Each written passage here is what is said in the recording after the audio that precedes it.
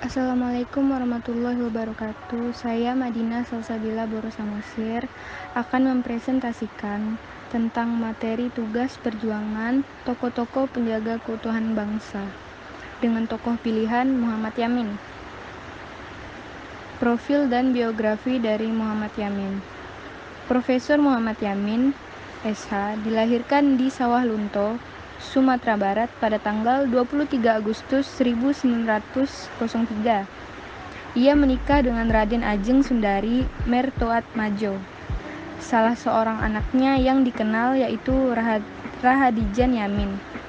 Ketika kecil, Muhammad Yamin oleh orang tuanya diberi pendidikan adat dan agama hingga tahun 1914. Di zaman penjajahan, ia termasuk segelintir orang yang beruntung karena dapat menikmati pendidikan menengah dan tinggi. Lewat pendidikan itulah, ia sempat menyerap kesastraan asing, khususnya kesastraan Belanda. Dengan demikian dapat dikatakan bahwa tradisi sastra Belanda diserapnya sebagai seorang intelektual sehingga ia tidak menyerap mentah-mentah apa yang didapatnya itu. Dia menerima konsep sastra barat dan memadukannya dengan gagasan budaya yang nasionalis. Riwayat pendidikan Muhammad Yamin. Pendidikan yang sempat diterima oleh Muhammad Yamin antara lain HIS di Palembang, pendidikan peternakan dan pertanian di Cisarua Bogor, Algemen Middlebury School di Jogja, dan HIS di Jakarta. Di AMS, ia mempelajari bahasa Yunani, Latin, Kei, dan sejarah purbakala.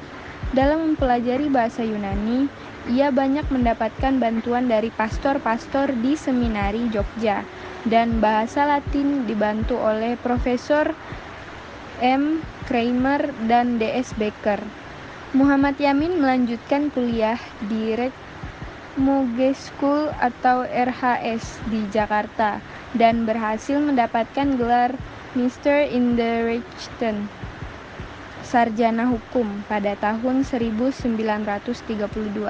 Selanjutnya akan dilanjutkan oleh rekan saya. Saya Muhammad Ilham Zainuddin akan menjelaskan tentang riwayat organisasi Muhammad Yamin. Sebelum tamat dari pendidikan tinggi, Muhammad Yamin telah aktif berkecimpung dalam perjuangan kemerdekaan. Berbagai organisasi yang berdiri dalam rangka mencapai Indonesia Merdeka yang pernah dipimpin antara lain adalah Young Sumatran Bond, Organisasi Pemuda Sumatera 1926 sampai 1928. Peran Muhammad Yamin bisa dilihat dalam Kongres Pemuda II. Muhammad Yamin termasuk tokoh yang ikut merumuskan Sumpah Pemuda. Di sana disepakati penggunaan bahasa Indonesia pada tahun 1938 hingga 1942. Ia tercatat sebagai anggota Pertindo yang merangkap sebagai anggota Volksraad, Dewan Perwakilan Rakyat. Setelah kemerdekaan Indonesia terwujud, jabatan-jabatan yang pernah dipangku Muhammad Yamin dalam pemerintahan Indonesia antara lain sebagai Menteri Kehakiman 1951, Menteri Pengajaran, Pendidikan dan Kebudayaan 1953 sampai 1955, Ketua Dewan Perancang Nasional 1962 dan Ketua Dewan Pengawas IKBN antara 1961 sampai 1962. Dari riwayat pendidikan Muhammad Yamin dan dari keterlibatan dalam organisasi politik maupun perjuangan kemerdekaan, tampaklah bahwa ia termasuk seorang yang berwawasan luas. Walaupun pendidikannya pendidikan barat, ia tidak pernah menerima mentah-mentah apa yang diperolehnya itu, sehingga ia tidak menjadi kebarat-baratan. Ini merupakan salah satu sifat teladan Muhammad Yamin. Ia telah membawakan nasionalisme dan rasa tanah air dalam karya-karyanya. Barangkali hal ini merupakan pengaruh lingkungan keluarganya, karena ayah ibunya adalah keturunan kepala adat di Minangkabau. Dengan demikian, dapat dipahami apabila ia tidak terhanyut begitu saja oleh hal-hal yang pernah diterimanya, baik itu berupa karya-karya sastra barat yang pernah dinikmatinya maupun sistem pendidikan barat yang pernah dialaminya. Saya, Muhammad Ridho, akan melanjutkan presentasi dari bagian perjuangan Muhammad Yamin. Langsung saja. Setelah aktif dan memimpin Young Sumatran Bond, Yamin mulai aktif mengemukakan gagasan tentang persatuan Indonesia. Sebagai seorang sastrawan dan penyair, salah satu cara yang diyakini Yamin dapat menjadi alat persatuan adalah bahasa. Gagasan ini pun diucapkan lantang dalam Kongres Pemuda I. Pidato itu mendapatkan respons baik dari para pemuda yang hadir dalam Kongres. Mereka tertarik terhadap pemaparan Muhammad Yamin, terutama mengenai persatuan. Banyak yang meyakini bahwa pemakaian bahasa Melayu yang memang sudah banyak digunakan sebagai bahasa pengantar selain bahasa Belanda dan bahasa Arab akan digunakan sebagai bahasa pengantar di Indonesia. Jong Sumatranen Bond sendiri pernah mendiskusikan bahasa persatuan ini sejak 1923. Kelak, penggunaan bahasa Indonesia ini diharapkan mendesak penggunaan bahasa Belanda.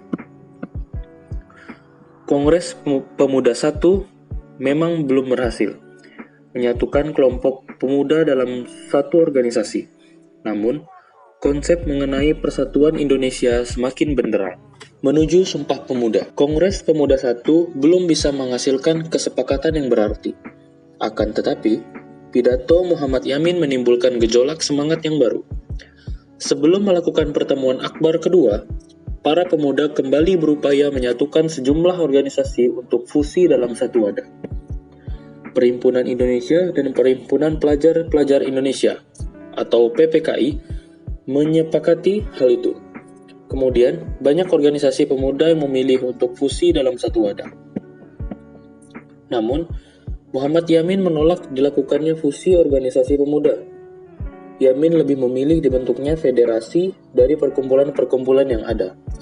Sebab perkumpulan masing-masing daerah lebih bisa bergerak bebas tanpa adanya aturan yang melekat. Hingga dilakukannya Kongres Pemuda II dibuka pada 27 Oktober 1928 di Jakarta. Yamin menjabat sebagai sekretaris Kongres, belum menyetujui dibentuknya fusi. Meski begitu, Yamin tetap memiliki semangat akan persatuan Indonesia. Dia tetap berharap semangat persatuan tetap ada, namun tak menghilangkan kekhasan tiap daerah. Yamin juga tak ingin Kongres Pemuda II berakhir tanpa hasil. Setidaknya, harus ada kemauan dan kesepakatan bersama yang dibacakan peserta Kongres. Saat Kongres tengah berlangsung, Yamin mulai menuliskan gagasan Sumpah Pemuda tersebut dalam suatu kertas. Kertas itu kemudian dia sodorkan kepada Sugondo Joyo Puspito yang saat itu menjabat ketua Kongres. Rumusan itu dikenal dengan nama Sumpah Pemuda, yang berbunyi, pertama, kami putra dan putri Indonesia mengaku bertumpah darah yang satu tanah Indonesia. Kedua, kami putra dan putri Indonesia mengaku berbangsa satu, bangsa Indonesia. Ketiga, kami putra dan putri Indonesia menjunjung bahasa persatuan, bahasa Indonesia.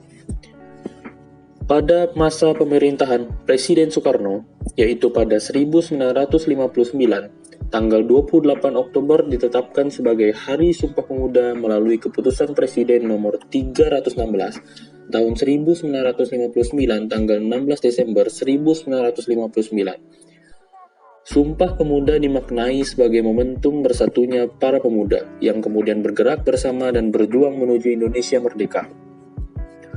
Setelah Kongres Pemuda II, Yamin sendiri mulai melunak akan gagasan fusi organisasi pemuda daerah. Akhirnya, pada 1930, semua organisasi pemuda bisa bersatu dalam satu wadah, yaitu Indonesia Muda. Tujuan Indonesia Muda adalah membangun dan mempertahankan keinsyafan anak bangsa yang bertanah air satu agar tercapai Indonesia Raya. Untuk itu, Indonesia Muda berusaha memajukan rasa saling menghargai dan memelihara persatuan semua anak bangsa.